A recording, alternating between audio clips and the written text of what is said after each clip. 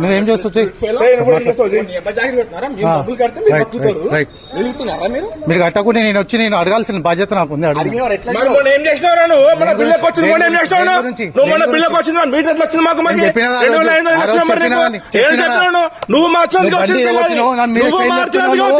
నువ్వు చేయలేపినావు బండి కొట్టినావు నువ్వు మాట్లాడుతున్నావు రండి రండి మీరు చేసిన పనికి నేను మాట్లాడుతున్నా